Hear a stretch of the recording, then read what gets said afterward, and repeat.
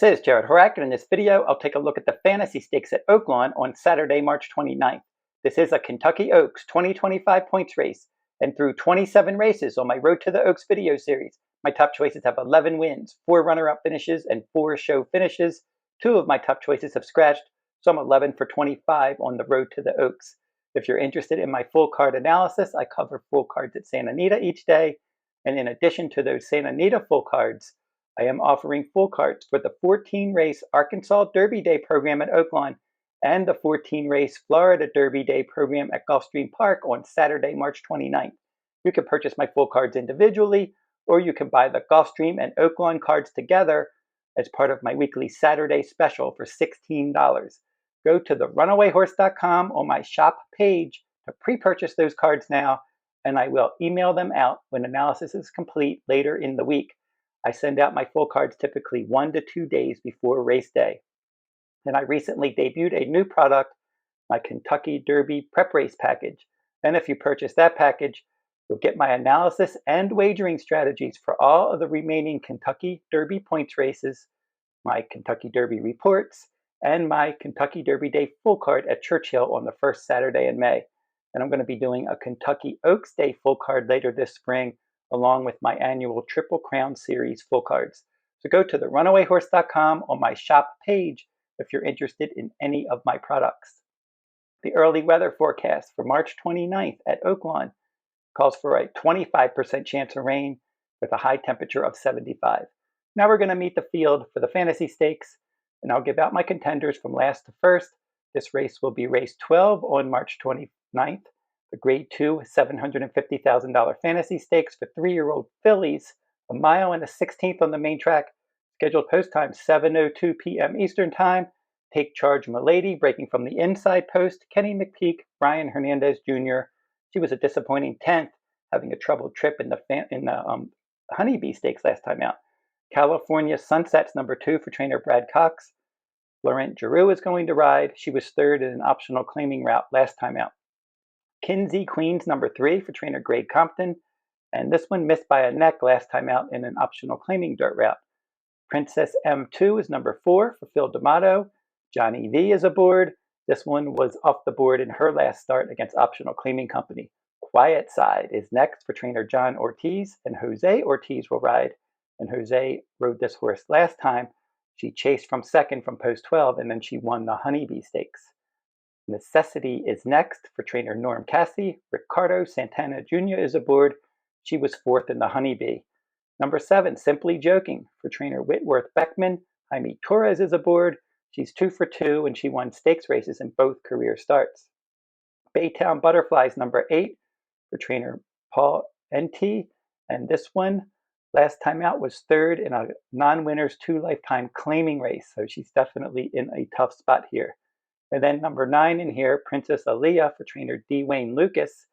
She broke her maiden last time out, 1 mile race at Oaklawn. Number 10 in here, Runnin and Gunnin for trainer Steve Asmussen. Flavien Pratt's aboard, and she won the Sunland Park Oaks in her last start. Now we're going to go last to first in this Fantasy Stakes. And the horse that I picked to finish 10th and last, that's number 8. Baytown Butterfly, and this one did break her maiden in a maiden claiming $40,000 event at 4.5 furlongs, and then she's run 8 times since then, and she's lost all 8 starts. So she was last time out a non-threatening 3rd in an 8-horse field in a $75,000 claiming race, non-winners 2 lifetime. That was a sprint race on February 28th. She looks overmatched in here. The horse that I picked to finish 9th is number 10, Runnin and Gunnin. And she did win her last 2 1-mile races at Sam Houston and at Sunland.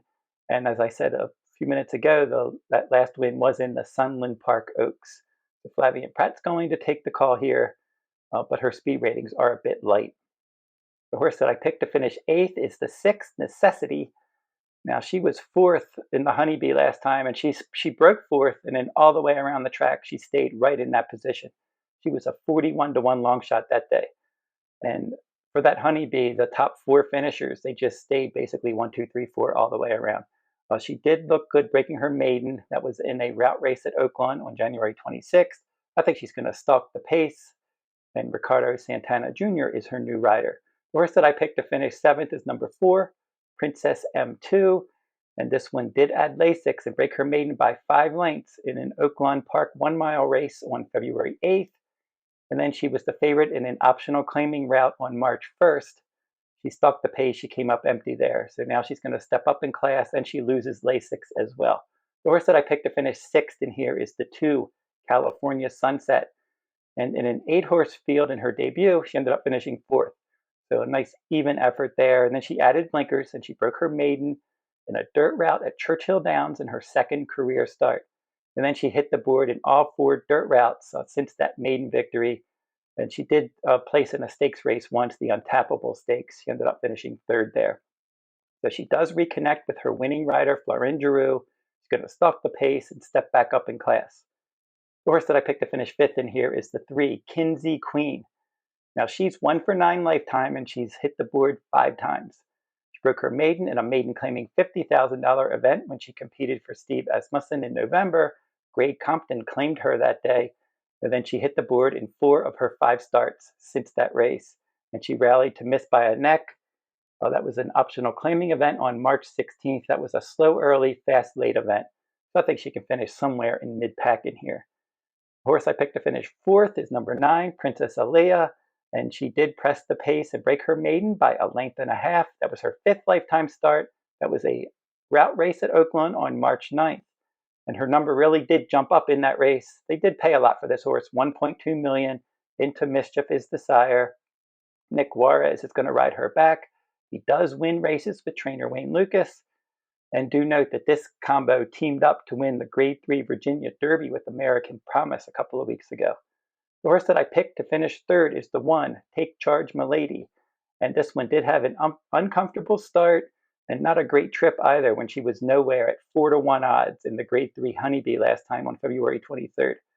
But as I did mention, horses that were forwardly placed did best there, and she really had no shot after just falling far back early.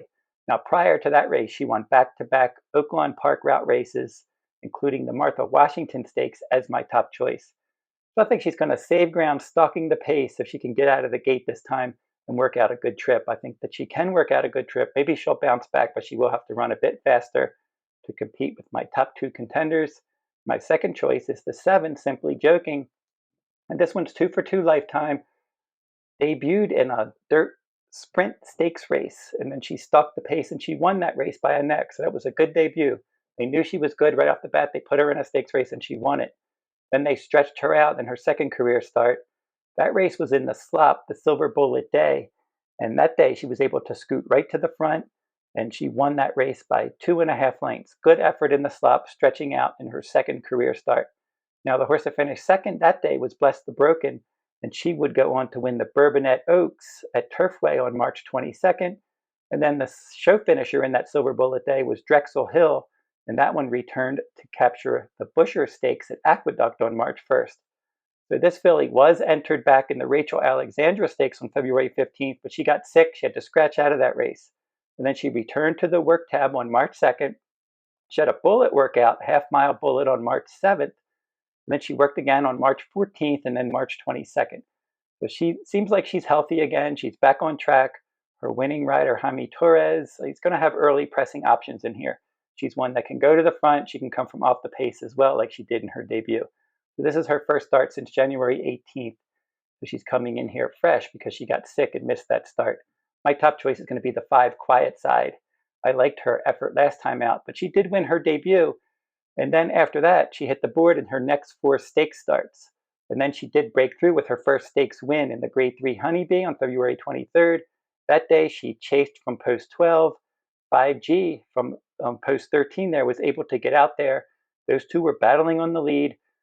Muhimma was the favorite from the inside post, and she was chasing those horses, and it was just those horses that were up on the pace dominating that race. And it was a good effort from Quietside. She was able to outgame 5G and win that race by a length. And since that race, she had a bullet workout at Oaklawn. That was 5 furlongs on March 16th. It looks like she's maintaining sharp form, and she's getting a bit faster as well. This is her 3rd start after a layoff. Jose Ortiz got to know her last time out, and she can be right up on the pace in here just like she was last time. She can go to the lead if she wants to, Other horses, if they go out there, she'll just be right up with those horses, mixing it up. And I think that just her form right now with her speed rating going up, that bullet workout, third start after a layoff, I think she's going to maintain form and run a quality race in here. So the 5 Quietside is going to be my top choice in the fantasy stakes. And if you want a free pick each day, go over to my website, therunawayhorse.com, and click on the Better Bets blog tab at the top of my homepage. You'll get a free pick from around the country each day. And like, comment, and share these videos if you like them. Subscribe to my channel as well. It's free to subscribe. I post horse racing videos on my channel each week, and I'm especially busy right now on the road to the Oaks and Derby, multiple videos on my channel each week. So keep checking it each day. I'm going to have a new video each day this week on the road to the Oaks and Derby. And until I see you next time, good luck at the races.